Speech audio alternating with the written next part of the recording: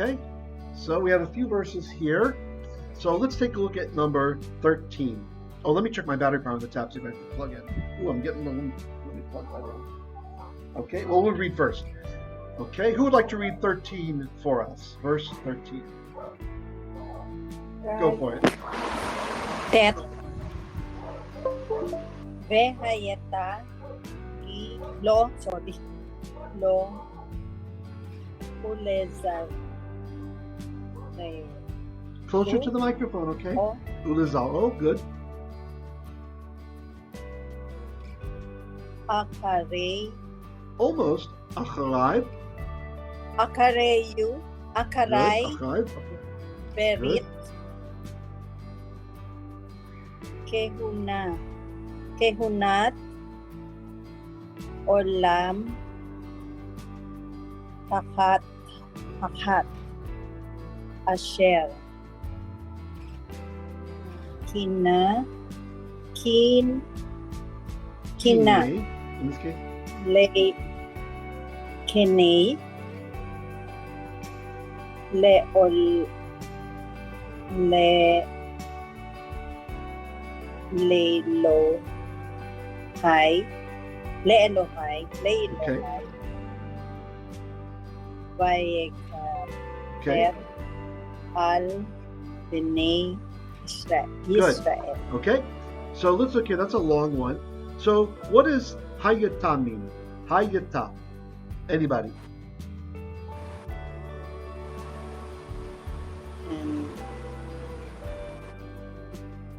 Yeah. Yeah, that's right. Haya. Yeah, exactly. Was. Haya, right? So to be or to become, right? And then Vav consecutive. So, and it will be, right? Namely, the it is the kehuna, right? The kehuna, the priesthood. And it will be lo, or I'm sorry, the brit. The brit is feminine. It will be lo for him or belonging to him.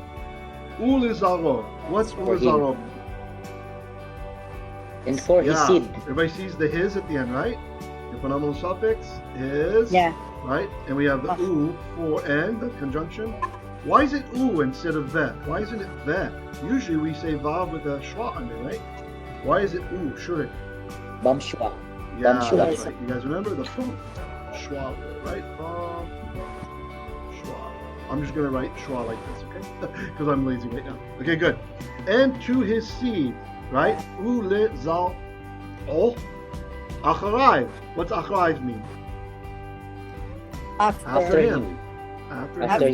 After, and then you knew your pronominal suffix, him. Okay? And now look, see what I've marked in blue here? This is all one big construct chain. Okay? So how do you translate this? The covenant of priesthood forever. Olam is forever. Yeah, eternity. that's right. Forever. And actually, it says a covenant of a priesthood, olam, and forever, right? So a covenant of an eternal priesthood. So what do you think the text is telling us here by making this indefinite, by making this whole construct chain indefinite? What is the Torah hinting at here? It's not definite, it's indefinite. Mashiach. Okay, could be about Mashiach. Okay, indefinite. Mashiach. I like that. That's nice. What else?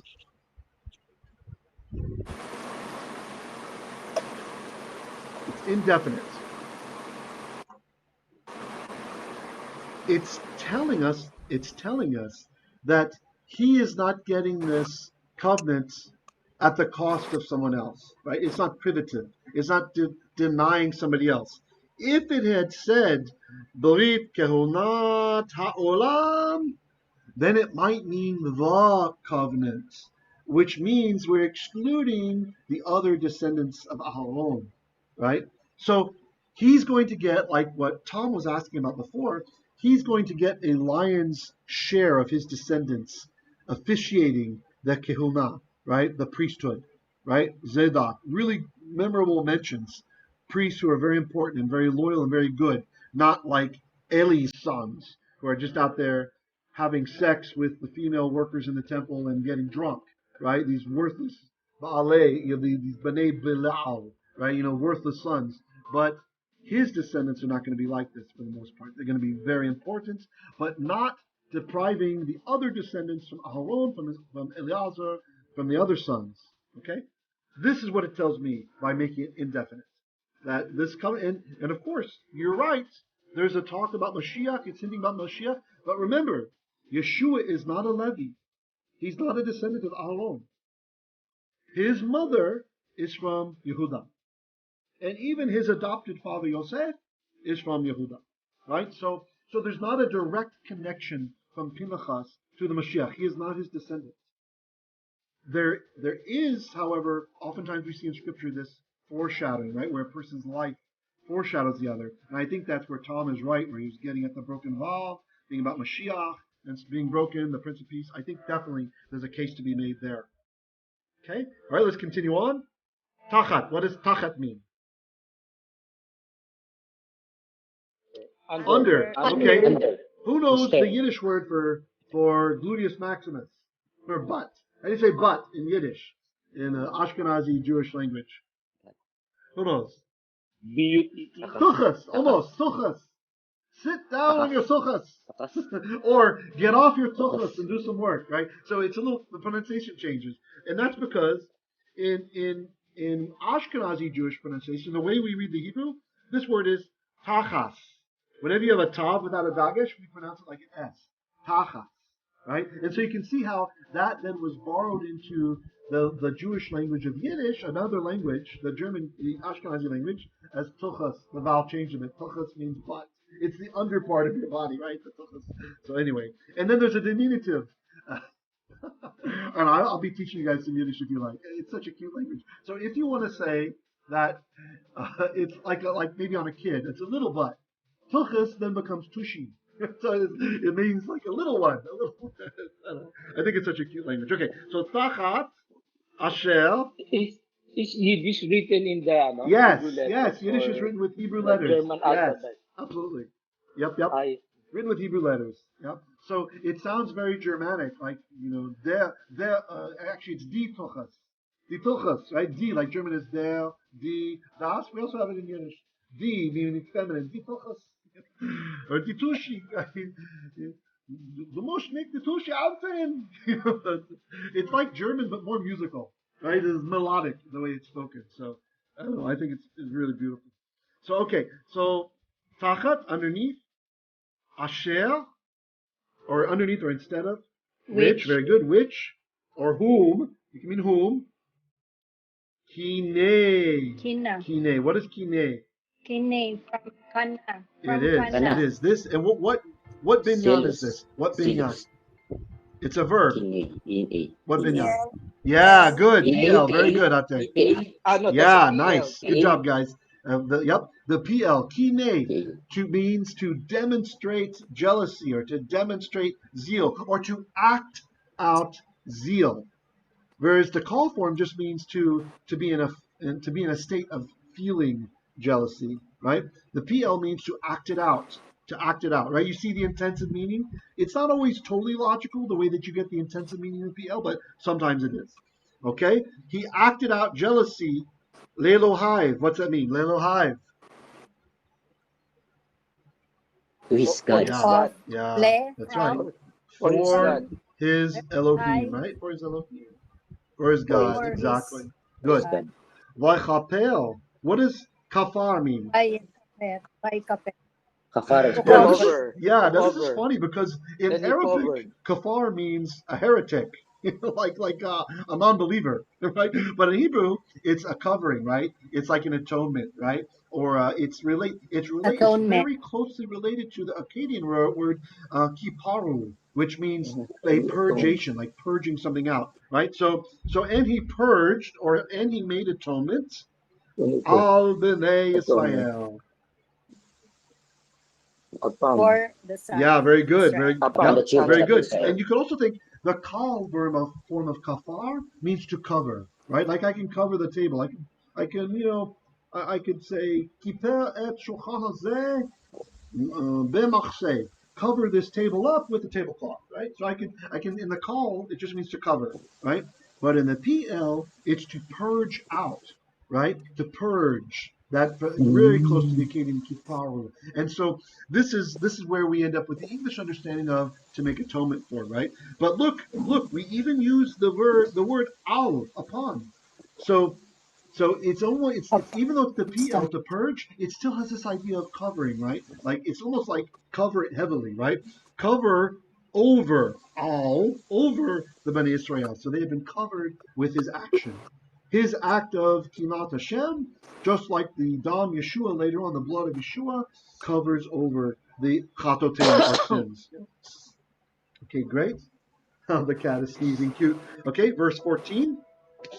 Okay, go ahead. Somebody read this who hasn't read yet. Jump in and read.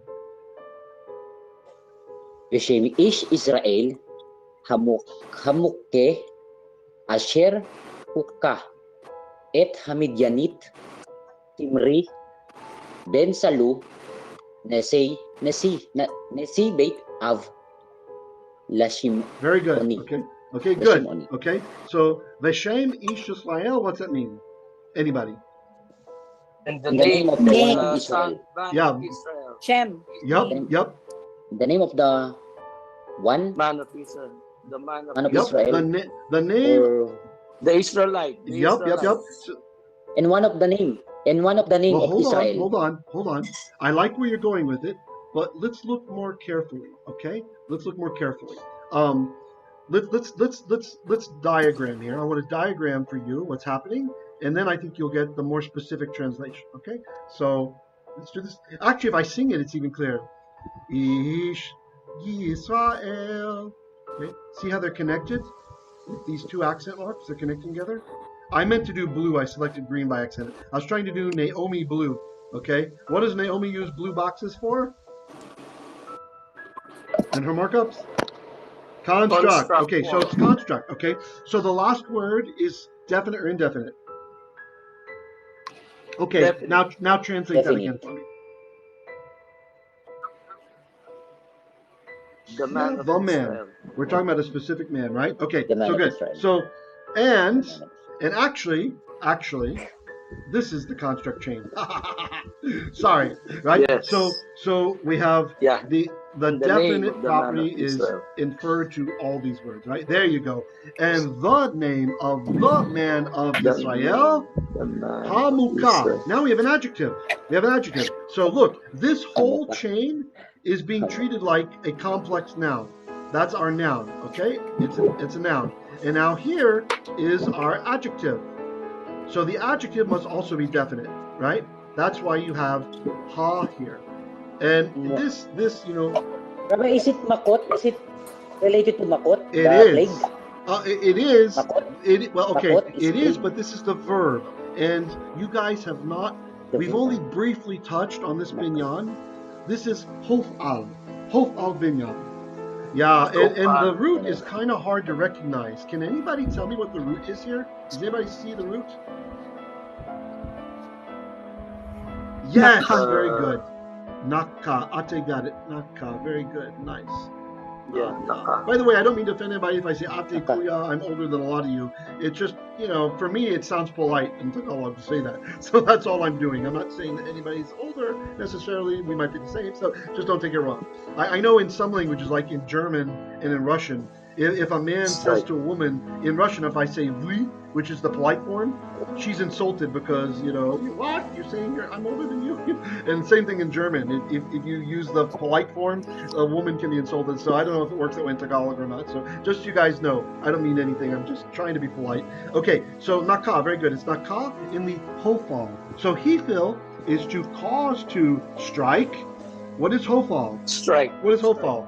Remember our Hopal is the Passive participle. you guys remember? yeah, You remember hopal. our menorah? Remember the menorah? The opposite of it. Hifil is over here. Oh, The I'm sorry. opposite of it. Hifil's over here, right? Hifil, this is the active side. Remember on my menorah? The left side's passive, hofal. So hofal is causative, passive. So it's to Passive. cause to have something done to you. It's not always easy to bring into English, right? But as long as you understand. So hamuka, it is a participle. Someone said participle, that's correct. It's a hofal participle. So muke is the one who was caused to be struck. The one Right? person. The idea. The one who was stricken. Yep, almost. Literally, it's the one who was caused to be stricken. So the Hebrew's telling us a little bit more. You're right. In English, you got to say it like that, or it just sounds weird. If I say the one who was caused to be stricken, people think, "Oh, you're a terrible translator." Right? So you're right. The way Doc says it, we have to do that in English. The one but there's was more information. Was yeah, killed? we lose some information in English. The fact that it's telling us. Oh, I thought I was pointing here. The fact that it's telling us the one who was caused to be stricken. The text is telling us that it is God who caused Pinchas to strike him, or some other force. The guy was caused to be stricken, right? In this case, it's really the kinat Pinchas. It's his jealousness for God, right? That's the causation, okay? So there was a cause here. He wasn't just stricken. There wasn't a tree that just fell on him, right? There was a cause and effect that happened. And that's really hard to translate with all words. Just like you saw, I would agree with Dr. Vera, I would translate the same way you did. But you need to put a footnote or tell your students, show them somehow there's something extra here in the Hebrew that we can't bring into English without making it sound too wordy. So, okay, good. So the one, and look, it's functioning as an adjective. You know how many times I told you guys that the active participle, the participle is not time. It's a verbal adjective, isn't it? It's an adjective that's formed from the verb. And here we have it modifying this whole phrase. Shem Ish Yisrael is modified by Hamukeh. The name of the man of Israel who was caused to be stricken, like Dr. Verse said, was stricken. Who was caused to Or be could you say the stricken man? You could. Since it's Yeah, an you adjective. could. Maybe you're trying to make it sound better in English, you could. But really, the stricken man, I could do that in Pu'al. I could do that in Nephal. I don't need Hethil. Hethil has this causation, and Hophal has this causation. That's part of it usually. So you can say that, but we're still missing a little nuance, right? Aren't we? Yeah. That there's a cause. The text is reminding us he was caused to be stricken. He deserved it. You see? He was caused to be stricken. Yeah. He's not some innocent murder victim sleeping with his wife. He deserved what's coming. Yeah. Okay? So good questions, everybody. But you see this problem we face as translators sometimes. You can't always make it sound nice. But in your exegesis, you can bring it out. Right? Sometimes you'll see it's really important. Okay, Asher. Huka. Or Again, there it is. Huka. Yep, there it is. This time it's not a participle. This time it's in the perfect. This is Hofal perfect. Huka. Yeah. So who was caused to be stricken? All right. Okay. Et Hamidianites with the Midianite. Very good. Okay, and now we're gonna get more information. Who is this guy? Zimri ben Salu. Zimri. Yeah, that's right. Okay. Son of. Yep. Shalom. Very good. And now we get another Salom. construct. Salo. Look at that. Another construct. Look at this big chain. Nashi. Sorry, it looked messy. Because usually it's Nasi. Bessie. Messy, not Bessie. Nashi. A leader. Yeah. Yep. A leader. Very good. A leader is one way to translate. A leader of The house. How is this of word father. in the dictionary, guys? If I want to look up Nisi, how will it be in the dictionary? What's the vowel underneath the nun? What is the lexical form? Kametz. Very good. Kametz. Kametz. It's a Nasi. You'll hear rabbis say Nasi. Nasi. He's a Nasi. This just happens from the Yiddish. Sorry. In Yiddish, we have this word Nasi, but it's Nasi. Nasi. Okay? So in Nasi, you're right. He's a leader. It means a chief. In modern Hebrew, this means a president. And so any of these things, it's someone who is Nasa, someone who's lifted up, right? It can actually even mean sometimes an appointee, right? But look what happens. We have the pre-tonic comets. And so you can tell right away, even though there's no makeh, and if you don't know that meracha is conjunctive accent, you can see because it changed to shwa. That's what happens when you have a pre-tonic comets and the accent moves, isn't it? We shorten to vocal shwa, okay? So Nisi already tells me it's leader of, or a chief of, or a ruler of, The base house. of. His father. House house of his father. Yeah. His father. And this is actually kind of a way that this is a termus technicus that the priestly writers use sometimes. You can translate this if you wish to be ancestral house. Beit Av, it's like ancestral house. So you have a tribe, you have the tribes, or we have the tribes, and within the tribes you have ancestral houses. Although sometimes the term even refers to the tribe itself, it can be a bit ambiguous at times. Beit Av, okay? But that whole thing's a construct chain. Nesi Beit Av, a leader of an ancestral house. He's an important guy. He's a prince or something maybe, right? Okay? And now we have La Shemioni. What's Shimioni? What's this word mean? Shimoni. Simeon. Simeonites. Very good, right? Simeonites. Okay? Simeonites. So now, using your grammar knowledge, why did the text say La Shimoni and we didn't just keep continuing? Why didn't we just make the construct chain longer? Why didn't we just say Nesi Beit Av Shimoni? It's definite. It makes it definite. It's a definite construct. Exactly. If I said Nisi, well, let me put my arrow here. If I said Nisi Beit Av and I remove the Lamed, Shimoni, that means he's the only leader. He's the leader of the ancestral house of the Shimonites, right? Yes. But because we can't express what we want to express using construct in Hebrew, that way we have to use the Lamed. When you have more than one of a thing, and the last word is definite, you use Lamed. Remember, Lamed can mean possession, belonging to Shimoni. So he's a leader of one of the ancestral houses that are part of the Shimonites. Okay? He's not a leader of the Shimonites. He's a leader of one of the ancestral houses. You guys got it? Yeah. So, Rabbi, the translation, can you say a leader of the house of the ancestral father belonging to the Sure, Simeonites? that's totally fine. Totally appropriate. Yes, you can turn it. Because the Lamed is possession. Yeah, Am I right, Rob? yes. You Lamed can totally translate it that way. That's fine. Yep. There's some flexibility in how to translate. The point is that he's not the guy. He's a guy. Right? He's a guy. Yeah. And by the way, Hizkuni tells us that this is going back to what Tom was asking about, that the high priesthood would remain in the family of Pinchas. Someone's making a lot of noise there. I don't know who you are. I'm gonna have to mute you guys. Hold on just a sec. There we go. Okay. You can unmute if you have a question. That actually the high priesthood would even belong to Pinchas for a long time.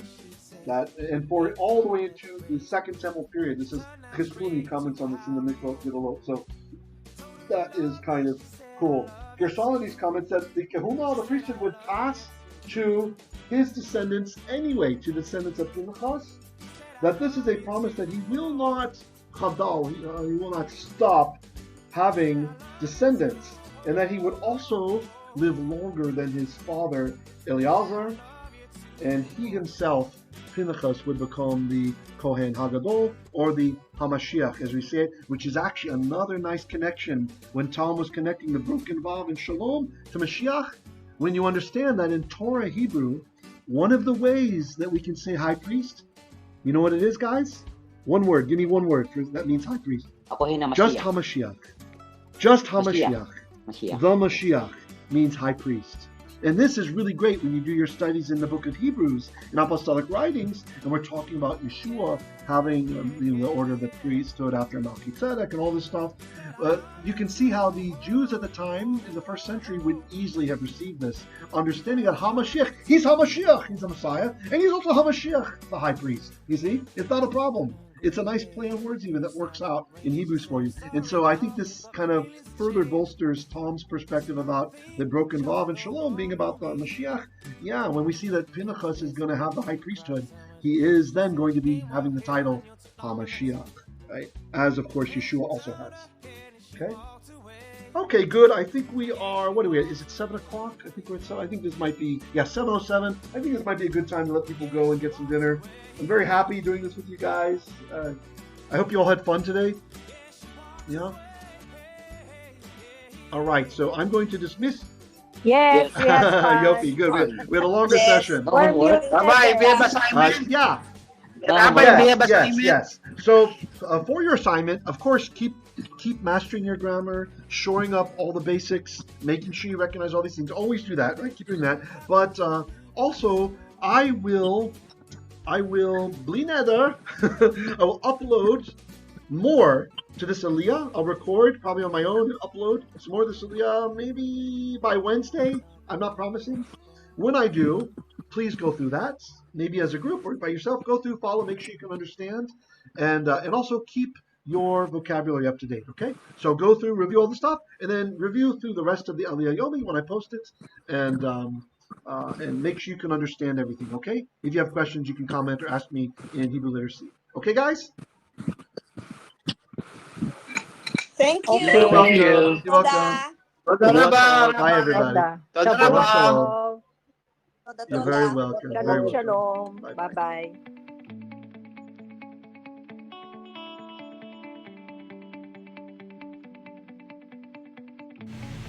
If you would like to stand with our work, please consider becoming a patron. To become a patron, please visit www.patreon.com/Hebrew Literacy. Your support means we will be able to create more immersed Hebrew learning projects using the Benavrom Hebrew method of learning. Toda rabah.